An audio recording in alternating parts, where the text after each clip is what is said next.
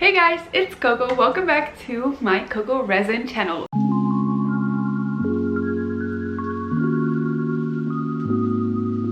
Today I'm coming your way with a resin basics tutorial.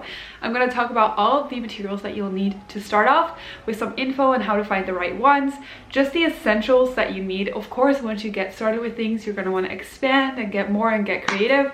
But today I'm just going to get started on the basic things that you need so that you know what to order. I'm going to try to be really comprehensive and explain to you guys why you need certain things.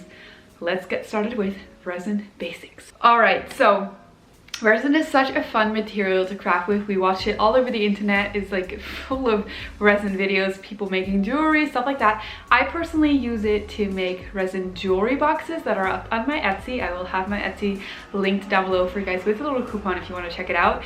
But yeah, however, there's one thing that I want to put at the beginning of this video, which I personally believe is the most essential part of getting started with resin that a lot of people skim over, and that you don't know if you're watching these cute videos on the internet. A lot of people just have no idea. And that is, resin is actually toxic. Now, there are different gradations in how toxic resin is when you get it from different manufacturers.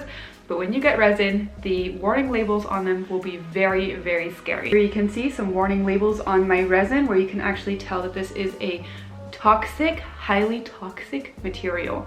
And it looks all kinds of cute on the internet and it looks really satisfying to work with. And it kind of just looks like a craft material that you can pick up at Michael's and get started with. But you actually need to take some safety precautions, which the first thing, this is the most important, and I keep it in my plastic bag, is a respirator mask. Resin is toxic. It is immediately toxic to your health, but it can also be long-term toxic to your health. Actually, a lot of craft materials are. E6000 glue is also really highly toxic, which you also will need a mask to use. I use a different type of glue for my resin if I want to put something on it, and I use Gem Tack, which works really well as well, which is non-toxic. But yeah, resin is very toxic, so you're gonna need a respirator mask just like this. I have a half mask.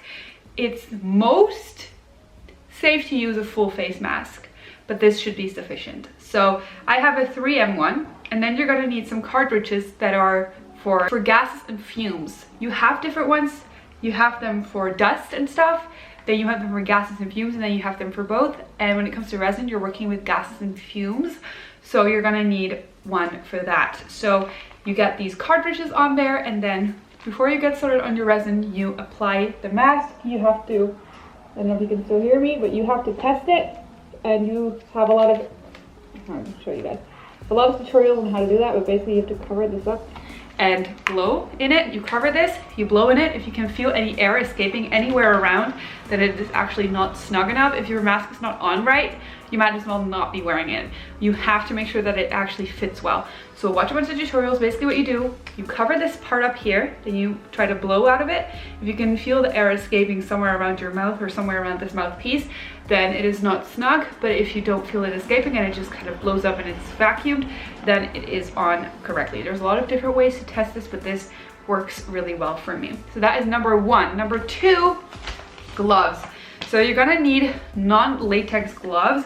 I use these plastic ones sometimes, but then I also have these just work gloves that work really well. These are a little bit more tight on, and I think that they're a little bit nicer to work with. Basically, you're also not allowed to touch resin because it enters through your skin, but it also, you can get highly allergic to it. Even if you're not allergic to it the first time, if you touch resin on a regular basis, you can become really allergic to it. It's an allergy that can build, so you're not actually supposed to touch the resin. If you end up touching the resin, so use some soap and water, dish soap or something. Do not use rubbing alcohol because that will only make it absorb faster, but go wash your hands straight away. All right, now let's get into more of the fun stuff now that I have the safety warnings out of the way. But I really wanted to put those in here because I feel like I watch so many videos, even people who use the UV resin, people just doing it in their bedroom, no mask, nothing, no windows open, nothing. A window open is not enough safety precaution. You need to wear a respirator mask, have window open, and when it's curing, is actually, it's still emitting a lot of fumes when it's curing, actually, especially. So when you have it somewhere sitting curing, do not enter the room. Just leave it there until it's hardened, or put it outside to cure. So those were my safety precautions. Now let's get into resin and just wash these things. So the actual resin, there are so many options out there, so I'm going to give you some advice on how to find the best one. So the best one is to get something with a low viscosity because it's easiest to work with and it's easier to get bubbles out of. Make sure you get resin that is UV resistant, or you get some of the stuff that you can add to it, which is extra UV resistant. If you don't get UV resistant resin, your resin will start to turn really yellow over time. So unless you're going to be coloring it yourself and you don't really mind it getting yellow, then that's fine. But if you want it to stay clear or pick up on colors really well and stay nice over time, you're going to need one that's UV resistant. So that is why I have personally the UV Resin Art Epoxy by Resin. This has high UV resistance, so that is really, really important. Once again, I use a low viscosity. Viscosity is basically how thick the material is, if I'm going to put it easily for you guys. So a thin one is easy to spread. This is easy to use for like jewelry, resin jewelry boxes, small projects. If you're going to be working on huge projects, then maybe a high viscosity will be better for your project. Let's say that you're going to do like a table, whatever like that. You don't want to have it run off the table really fast, then you might need high viscosity. So mine has a mixing ratio of 2:1.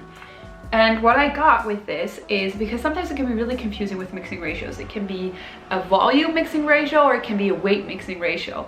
So what I have is I got something that comes with the same brand, and I would really recommend this. I got a mixing bowl from the same brand which has the ratios on it. So I use a 2:1. So here you can see this says 2:1, and I just put the 2 to A, and then I don't know if you can really tell, but let me show you like this. Okay, this is the 2:1.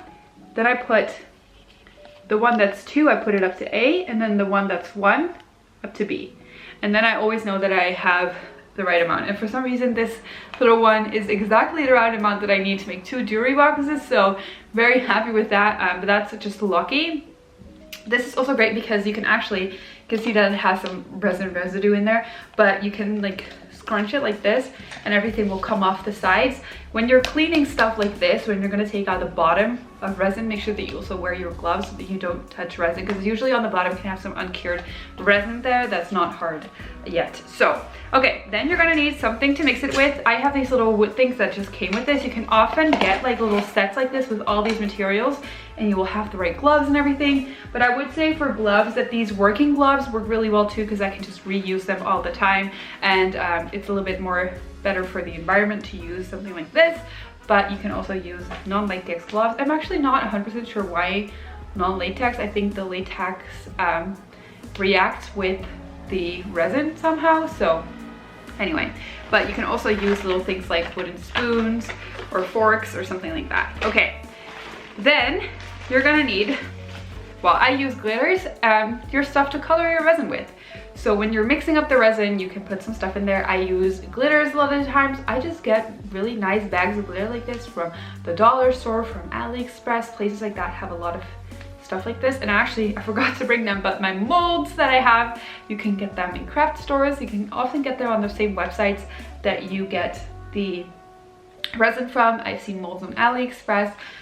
So yeah, you can get the molds from there. And then also people use alcohol inks.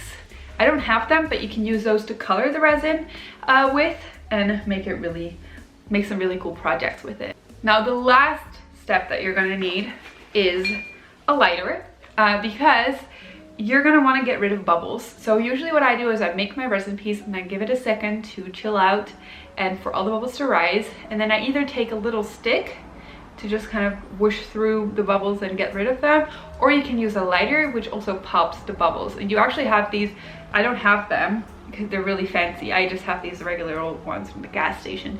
But you can have lighters that like kind of are like torches almost. Those work best. People use heat guns sometimes as well. Be careful with it because it can actually damage your molds, which you don't want to do that. But what also works for me is to just take a toothpick and I use that to just kind of pop all the bubbles through. I also use a toothpick to go, you have to look at this. I'm gonna make a video on a basic tutorial on the resin. This is just the materials that you'll need, but I'm gonna make a video on how to use it, but I'll quickly tell you. take a little toothpick and you're gonna go through the edges of your mold to get rid of any air bubbles that are inside of the mold. But that is for the next video. But this was just all the stuff that you need to get started with resin. I really hope that you guys enjoyed this tutorial. If you did, don't hesitate to subscribe to my channel, because on here I post a lot of inspiration on things that I make, and then I do some educational stuff like this as well. But yeah, please make sure, I really want to put this out there for you guys, because sometimes I get really frustrated with this. When you watch other people on the internet working with resin, when you watch them on Facebook, I don't know where, and you see them not wearing a respirator mask, please, please, please inform them that this is going to be detrimental to their health in the long term. This is not just a toy that you can just play with without consequences. You need to use safety materials. It is a poisonous material.